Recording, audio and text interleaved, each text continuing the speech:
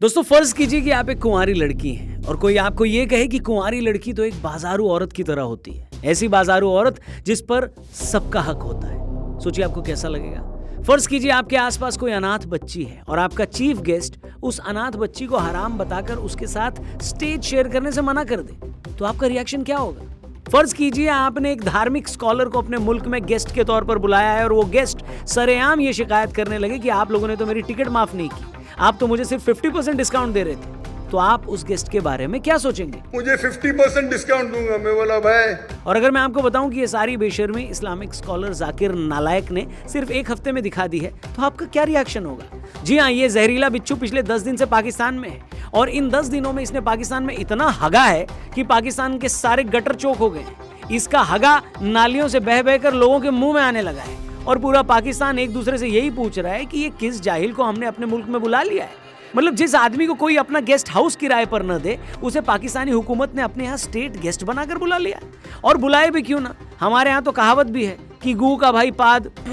अब पाकिस्तान जैसा गू अगर जाकिर जैसे पाद को नहीं बुलाएगा तो किसको बुलाएगा? भारत में अगर कोल्ड प्ले कॉन्सर्ट करने आ रहा है और 5-5 लाख के टिकट बिक रहे हैं, तो पाकिस्तानी हुकूमत भी तो अपनी औकात के हिसाब से कोई गेस्ट बुलाएगी कि नहीं बुलाएगी, बताइए। तो भारत के कोल्ड प्ले की टक्कर में पाकिस्तान ने इस जहरीले बिच्छू को अपने यहाँ परफॉर्मेंस देने के लिए बुलाया है। और ये बिच्छू पाकिस्तान में जाकर कैसे कैसे करतब दिखा रहा है, औरतों को लेकर क्या कुछ नहीं बोल रहा। अगले कुछ मिनटों में जब मैं उसके बारे में आपको बताऊंगा तो शरीर के हर छेद से धुआं निकलने लगेगा। सच कह रहा हूं बॉस, मैंने नफरती चिंटू भारत में भी बहुत देखे हैं, मगर जब भी मैं जाकिर नालायक को सुनता हूं तो इसके सामने मुझे जहरीला कोबरा भी किसी बाघ की रंगीन तितली की तरह लगने लगता है।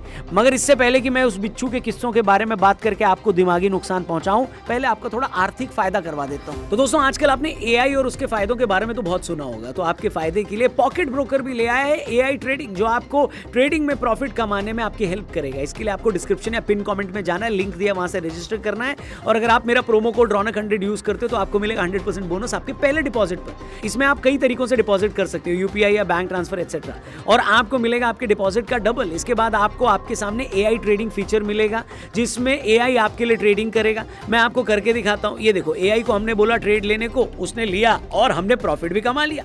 ये न्यू ट्रेडर के लिए बेस्ट है क्योंकि एआई आपके लिए काम करके आपको पैसे कमवा के दे रहा है। आप भी एआई से अपना प्रॉफिट कमा सकते हो। पिन कमेंट या डिस्क्रिप्शन में जाओ, लिंक दिया उस पर क्लिक करके रजिस्टर करो और मेरा प्रोमो कोड यूज करना मत भूलना, क्योंकि इससे आपको मिलेगा 100% बोनस आपके पहले डिपॉजिट पर। वीडियो में आगे बढ़ते हैं।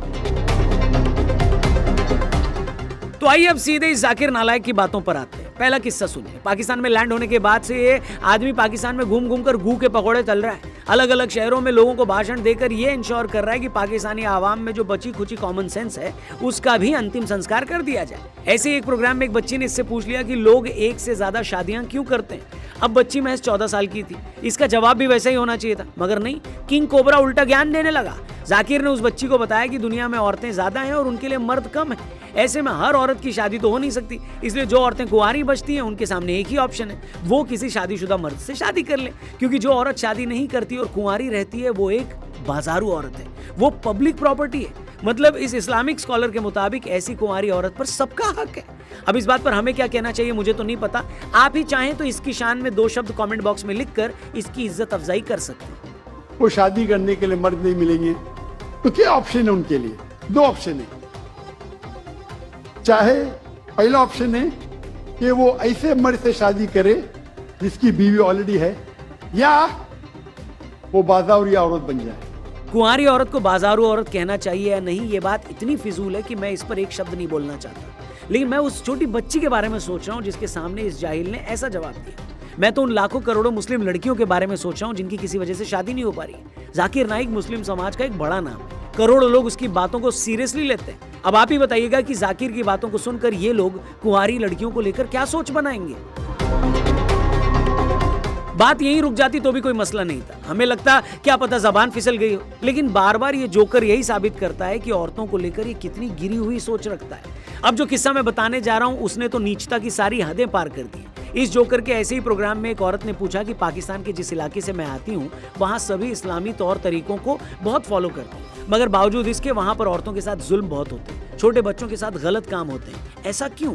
औरत की इस बात का जवाब देने के और ऐसे कामों की बुराई करने के बजाय ये नफरती चिंटू उसी औरत पे चढ़ गया। उसे बोलने लगा कि तुम ऐसे कैसे बोल सकती हो, तुम बिना वेरिफिकेशन के ऐसे संगीन बातें कैसे कर सकती हो। अगर ये आप अल्लाह के दरबार में सवाल करेंगे आप तो फंस जाएंगे मेरे बहन। आपको माफी मांगना चाहिए कि आपका सवाल गलत है। मतलब इस जाहिल ने ये नहीं सोचा कि अगर एक महिला इतनी अथॉरिटी से ये बात कह रही है तो वो वेरीफाई करके ही आई होगी। इस आदमी को इस बात का अफसोस नहीं हुआ कि सच में बच्चों के साथ, लड़कियों के साथ वहां ऐसे जुल्म हो रहे हैं, मगर इसकी इस बात पे सुलग गई कि एक औरत ने इस्लाम के मानने वालों के साथ ऐसे घिनौने इल्जाम क्यों जोड़ दिए। अगर पाकिस्तानी एक्सपर्ट्स को सुने तो वो औरत पाकिस्तान के जिस हिस्से की बात कर रही थी वहां छोटे बच्चों के साथ ऐसे घिनौने काम होना आम बात है। 2023 में ही बच्चों के साथ ऐसे मामलों के 2500 मामले वहां सामने आए हैं। शर्म की बात यह है कि छोटे बच्चों के साथ गलत हरकतें करना वहां के कल्चर का हिस्सा बन गया है। मगर जाकिर नाइक ने न इस मसले को समझने की कोशिश करी और न ही उस औरत से हमदर्दी दिखाई, उल्टा उसी से बदतमीजी करने लगा। उसे ये बोलने लगा कि तुम बिना सबूत के ऐसी बातें कर रही हो, तुम्हें ऊपर वाले को जवाब देना होगा। कहने में कोई अर्ज नहीं है कि ऐसी घिनौनी सोच की वजह से ही सोसाइटी में औरतों के साथ जुल्म हो रहे हैं। जब किसी मजहब का सबसे इन्फ्लुएंसर स्पीकर ही ऐसे क्राइम को लेकर डिनायल मोड में जिएगा तो इन बच्चियों के हक के लिए आवाज कौन उठाएगा। और ये कोई पहली बार नहीं है जब जाकिर ने रेप के मामलों को हल्का करके दिखाने की कोशिश की हो। इसके एक पुराने वीडियो में ये बंदा यहाँ तक बोल रहा है कि अगर कोई बंदा किसी औरत के साथ गलत काम करता है तो भी कुछ शर्तों के साथ ऊपर वाला उसे माफ कर सकता है। मतलब ये ऐसे क्राइम करने वालों को बचाने की स्कीम भी बता रहा है। इतना ही नहीं, इसी वीडियो में आगे ये भी बोलता है कि अगर किसी लड़की ने ऐसे कपड़े पहने हैं जिसके असर में आकर किसी मर्द ने उसके साथ गलत काम किया है तो उस मामले में औरत का गुनाह उसके साथ गलत काम करने वाले मर्द से ज्यादा बड़ा है। If that girl doesn't dress up modestly, she is dressed up immorally, which people get excited and the rape is done. Who's to blame? Even the girl to blame. यानी कपड़ों की वजह से गलती औरत की है न कि मर्द की, बल्कि गलत काम किसने किया? मर्द ने। क्या बात है बेटे, क्या बात है। समझ नहीं आ रहा क्या कहूं इस पर। खुद पाकिस्तानी ऐसे बयानों पर कमेंट करके लिख रहे हैं कि भाई ये तो वही बात हो गई कि कोई बंदा बैंक लूटे और आप इल्जाम बैंक पर डाल दो कि तुम एक जगह इतने सारे नोट लेकर बैठोगे तो कोई तो तुम्हें लूट ही लेगा। मुझे समझ नहीं आता कि कोई भी इंसान अपने होश में एक विक्टिम को ही अपराधी कैसे बता सकता है। मतलब एक लड़की के साथ गलत काम हुआ है और आप ऐसा घिनौना काम करने वालों को सजा देने से पहले ये देख रहे हैं कि लड़की ने कपड़े कैसे पहने थे। और खराब कपड़ों से तुम्हारा मतलब क्या है? तुम्हारे हिसाब से तो चेहरे के अलावा औरत के बदन का कोई हिस्सा दिखना ही नहीं चाहिए। ऐसे में औरत अगर अपना हाथ भी दिखा दे तो तुम्हारे हिसाब से वो भी क्राइम है। तो क्या माना जाए, अपना हाथ या पांव दिखा देने पर भी तुम एक गलत काम के लिए लड़की को कसूरवार मानोगे? मतलब कुछ तो सोच ले भैया बोलने से पहले। मैं कह रहा हूं आप गैर मजहबी लोगों को छोड़ो, खुद मुस्लिम समाज में क्या सभी लड़कियां बुर्का पहनती? ऐसे में जाकिर कपड़े की बात बोलकर उन लड़कियों को क्या चेतावनी देना चाह रहे हैं? सच में यार, मतलब दिमाग ही हिल गया सबका। और तुमने कैसे मान लिया कि औरतों के साथ होने वाले गलत कामों का सीधा कनेक्शन उनके कपड़ों से है? इस पाकिस्तानी महिला को सुनिए जो ये बता रही है कि एक स्टडी के हिसाब से पाकिस्तानी सोसाइटी में 80% लड़कियों के साथ ऐसे मामले हो रहे हैं। बच्चियों से पूछा जाता है कि रेप किसने किया। 82% परपेट्रेटर्स वालिद, चाचा, ताया, दादा, नाना, मामू, फूफा उसके बाद आते हैं ये लोग। तो जाकिर साहब क्या इस बात पर रोशनी डालेंगे कि इन औरतों पर जो घर के लोग ही जुल्म कर रहे हैं, क्या वो इसलिए कर रहे हैं क्योंकि लड़की ने ठीक कपड़े नहीं पहने थे? अरे चाचा, बोलने से पहले कुछ तो अकल लगा ले यार। ऐसे घिनौने क्राइम के बहुत सारे एंगल और तुम्हारे जैसा जाहिल सारी बात को कपड़ों तक ही खींच कर लाया है। क्या बात? कुछ भी मुझे तो समझ नहीं आता कि इस बंदे को औरतों से प्रॉब्लम क्या है। कोई महिला अगर औरतों के साथ गलत काम होने की बात करती है तो ये बोलता है सबूत दिखाओ। कोई औरतों की शादी की बात बोलता है तो ये कुंवारी लड़कियों को बाजारू औरत बता देता है। लड़कियों के कपड़ों की बात बोलकर अपने साथ हुए गलत काम के लिए लड़कियों को ही कसूरवार बता देता है। मतलब हद है बेशर्मी की। मगर ये निर्लज इंसान यहीं पर नहीं रुका। ऐसे ही एक इवेंट में स्टेज पर कुछ अनाथ बच्चियों को मिलाया गया। जाकिर नाइक भी पहले से स्टेज पर खड़ा था, मगर उन बच्चियों के स्टेज पर आते ही ये नीचे उतर गया। जो बंदा प्रोग्राम करवा रहा था उसने कहा कि ये मेरी बच्चियां आपके साथ फोटो खिंचवाना चाह रही है। इस पर जाकिर बोला, तुम्हारी बच्चियां हैं इसका क्या मतलब है? क्या तुम्हारी बीवी ने इन्हें अपने पेट से जन्म दिया है? ये सभी बालिग लड़कियां हैं और उनके साथ मंच शेयर करना हराम है। मतलब इस इंसान के मुताबिक बच्चियों के साथ मंच शेयर करना हराम है। और यही जहरीला बिच्छू फ्लाइट में एयर होस्टेस के साथ जब फोटो खिंचवाता है तब इसे कोई गलती नहीं लगती। मैं पूछता हूँ, फ्लाइट में जब किसी एयर होस्टेस ने इनसे कहा कि सर मैं आपके साथ फोटो खिंचवाना चाहती हूँ, तब ये क्यों नहीं चलती फ्लाइट से नीचे कूद गया कि नहीं मैं तुम्हारे साथ फोटो नहीं खिंचवा सकता?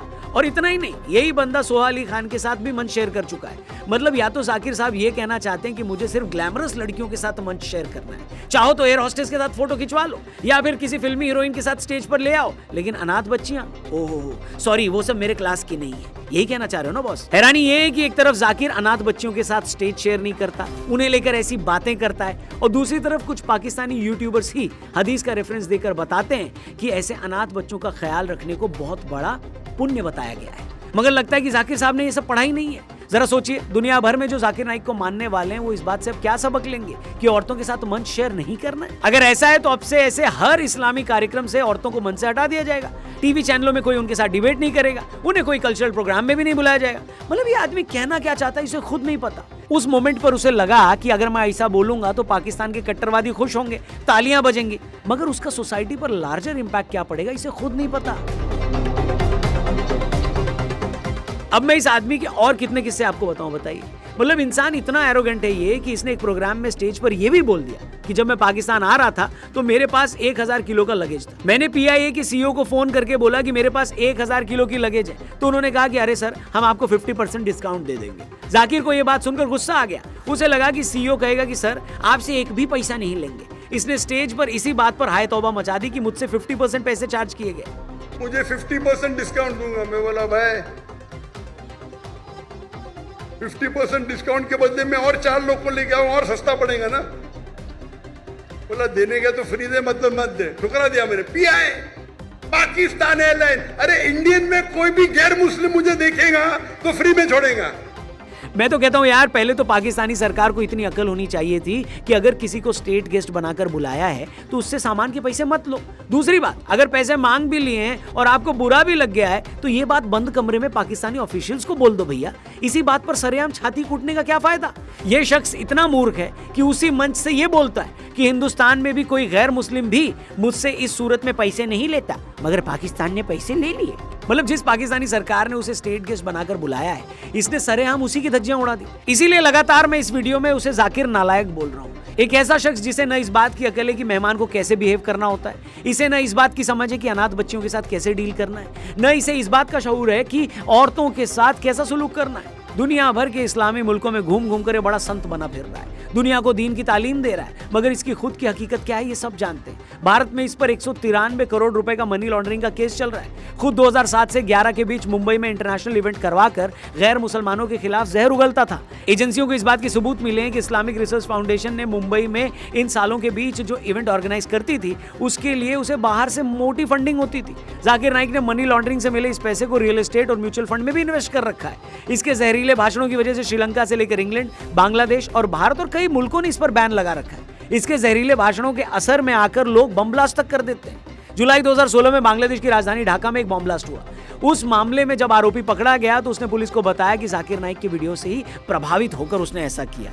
2019 में श्रीलंका में ईस्टर के मौके पर चर्च में जो ब्लास्ट थे, उन धमाकों में उस वक्त 260 लोग मारे गए थे। उस ब्लास्ट की जिम्मेदारी नेशनल तौहीद जमात ने ली थी। इस संगठन का चीफ जहरान हाशिम भी जाकिर नाइक का फैन था। पिछले साल मैंगलोर में एक ऑटो में ब्लास्ट हुआ था। उस ब्लास्ट को शाकिर नाम के एक आदमी ने अंजाम दिया था। वो बंदा भी जाकिर नाइक का फैन था। वो जाकिर के वीडियोस देखता था और आगे लोगों को फॉरवर्ड करता था। मतलब ये हकीकत है जहरीले नाक की। अपने भाषणों से लोगों को दूसरी कौम का दुश्मन बनाओ, लोगों को दूसरे धर्म के लोगों को कन्वर्ट करने के लिए प्रेरित करो, अपनी नफरत की दुकान की आड़ में मोटी फंडिंग लो और उस फंडिंग से अपने लिए प्रॉपर्टी बनाओ, रियल एस्टेट में इन्वेस्ट करो। और ऐसे आदमी को पाकिस्तान ने अपना स्टेट गेस्ट बनाया है और वो स्टेट गेस्ट उसी पाकिस्तानी स्टेट के मुंह पर हग रहा है और शहबाज शरीफ जैसे उसके हगे को हलवा समझकर खा भी रहे। बहुत अच्छा हुआ ये जाकिर वायरस हमने भारत से भगा दिया। ये देखकर भी तसल्ली हो रही है कि खुद पाकिस्तान में बहुत सारे समझदार लोग जाकिर नाइक की इन बातों के लिए उसकी लानत मलानत कर रहे हैं, मगर अभी भी उसका ऐसा बहुत बड़ा फैन बेस है जिसके लिए जाकिर नालायक ही उनका असली नायक है। अब क्या ही कहें बॉस, लिखा तो तंबाकू पर भी होता है कि इससे कैंसर होता है, मगर लोग फिर भी खाते हैं। मजहबी कट्टरता भी उस तंबाकू की तरह ही होती है, उससे कैंसर होता है। सोसाइटी उस कैंसर से मर भी रही है जैसे पाकिस्तान मर रहा है। फर्क बस ये है कि तंबाकू के पैकेट की तरह सोच का कोई पैकेट नहीं होता, उस पर कोई वैधानिक चेतावनी नहीं लिखी होती। ये चेतावनी शरीर की आंखों से नहीं, दिमाग की आंखों से पढ़ी जा सकती है। लेकिन अगर आपने अपना दिमाग किसी नफरती बिच्छू के पैरों में गिरवी रख दिया हो तो आप तो कुछ भी नहीं पढ़ सकते बॉस, कुछ भी नहीं। फिर ऊपर वाला भी आपको नहीं बचा सकता। बाकी आपकी इस नफरती बिच्छू के बारे में क्या राय है, क्या ओपिनियन है, कमेंट करके जरूर बताइएगा। और वीडियो में कई बातें अगर आपको सही लगी हो तो इसे शेयर भी जरूर करिएगा। और जाने से पहले हमारे चैनल को सब्सक्राइब करते हुए एक बार डिस्क्रिप्शन में भी नजर मारिएगा। अगर आपको भी एआई से पैसे कमाने हैं तो पॉकेट ब्रोकर का लिंक हमने पिन कमेंट और डिस्क्रिप्शन में दिया है। अभी रजिस्टर करो, मेरा कूपन कोड जरूर लगाना, 100% बोनस अपने पहले डिपॉजिट पे पाना। वीडियो देखने के लिए इस चैनल पर वापस आना। Thank you for watching. जल्दी मिलते हैं। जय हिंद, वंदे मातरम।